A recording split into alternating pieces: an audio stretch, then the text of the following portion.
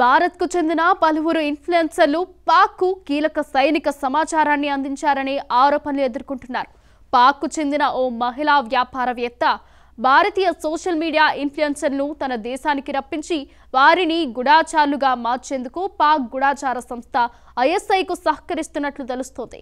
లాహోర్లో జయానా travel and tourism పేరుతో ఓ travel agency నడుపుతున్న నొషాబా అనే మహిళ ఈ కుట్రలో కీలకంగా వ్యవహరించినట్లు నిఘా వర్గాలు గుర్తించాయి. ఇంతకీ మేడం ఎన్ అనే పేరుతో పిలిచే ఆ మహిళ నెట్వర్క్ ఏ విధంగా ఉందో ఒకసారి చూద్దాం.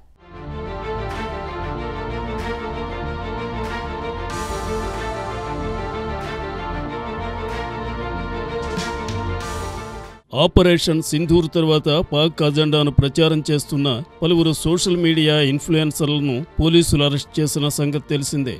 అయితే ఆ తర్వాత పాకిస్తాన్ వెళ్లొచ్చిన యూట్యూబర్లందరిపైన ఫోకస్ పెట్టారు.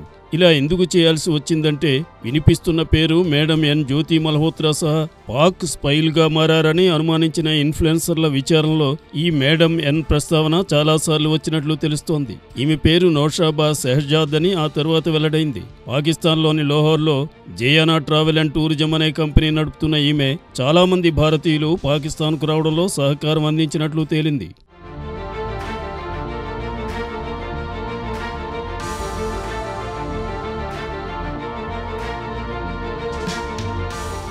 Pakistan secret service inter state intelligence Pak ఆర్మీతో నౌషాబాకు సంబంధాలున్నట్లు తెలుస్తోంది. ఈమె సహకారంతో భారత్లో కనీసం 500 మంది గూఢచారులతో స్లీపర్ సెల్ వ్యవస్థను తయారు చేయడం పాక్ లక్ష్యం. ఈ మిషన్లో పనిచేస్తున్న నౌషాబాకు ఐఎస్ఐ ఇచ్చిన కోడ్ నేమ్ మేడం ఎన్. ఈమె భర్త పాకిస్తాన్ సివిల్ సర్వీస్ అధికారిగా పనిచేసి రిటైర్ అయ్యాడు. ఆ తర్వాతే పాక్ ఆర్మీ ఐఎస్ఐ ఈమెను అప్రోచ్ అయ్యాట. అప్పటి నుంచి వారి సూచనల మేరకు నౌషాబా పనిచేస్తూ భారత్లో స్లీపర్ సెల్స్ వ్యవస్థను తయారు చేయడానికి ప్రయత్నాలు చేస్తూ వస్తోంది.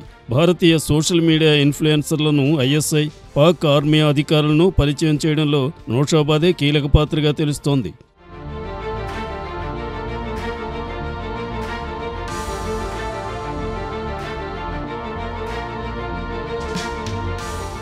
ముఖ్యంగా హిందూ, సిక్కు యువతను టార్గెట్ చేసే ఈమె గత 6 నెలల కాలంలోనే కనీసం 3,000 మంది భారతీయులు, 15,000 మంది ఎన్ఆర్ఐలను పాకిస్తాన్కు తీసుకెళ్లింది. ఐఎస్ఐ, పాక్ ఆర్మీ పరిచయాలతో సిస్టంలో బాగా ఎదిగిన ఈమె ఢిల్లీలోని పాకిస్తాన్ ఎంబసీలో ఫస్ట్ సెక్రటరీ, కౌన్సిలర్తో కూడా టచ్లో ఉండేదని సమాచారం. జ్యోతి మల్హోత్రా వంటి వారిని పాకిస్తాన్ గూఢచారులుగా మార్చడంలో ఈమె ఎంతలా సక్సెస్ అయిందంటే ఈమె ఒక్క కాల్ చేసి ఫలానా భారత వ్యక్తికి పాక్ వీసా కావాలంటే వెంటనే విజిటింగ్ వీసా వచ్చేస్తుంది. సాధారణంగా భారతీయులను పాక్కు పంపడానికి ఎలాంటి టూరిజం వ్యవస్థలు లేవు. కానీ మేడం ఎన్ ఒక్క కాల్ చేస్తే ఎవరైనా భారత్ నుంచి పాక్కు వెళ్ళిపోవచ్చన్నమాట.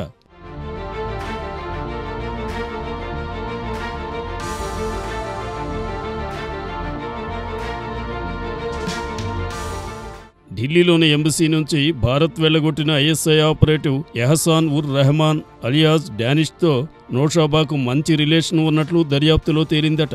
జ్యోతి మల్హోత్రా అరెస్ట్ అయిన తరువాత ఆమెకు డానిష్తో ఉన్న సంబంధం వెలుగులోకి వచ్చింది. అప్పుడే డానిష్కు ఐఎస్ఐ రిలేషన్ ఉన్నట్లుగా తెలుసుకున్న ప్రభుత్వం అతన్ని భారత్ నుంచి వెళ్లగొట్టింది. పాకిస్తాన్లో ఉన్న కొన్ని చోట్లకు భారతీయులు టూర్కు వెళ్తారన్న సంగతి తెలిసిందే. అయితే ఈ టూర్లన్నీ కూడా కేవలం నౌషాబాకు చెందిన కంపెనీ మాత్రమే హ్యాండిల్ చేస్తుంది. మరే సంస్థ ఈ వ్యాపారంలో వేలు పెట్టకుండా పాక్ ఆర్మీ, ఐఎస్ఐ అనధికారికంగా అడ్డుపడినట్లు తెలుస్తోంది. ఇలా డబ్బులు సంపాదించి ఆ సొమ్మును భారత్లో స్లీపర్ సెల్స్ వ్యవస్థను ఏర్పాటు చేయడానికి నౌషాబా ఉపయోగిస్తుందన్నమాట.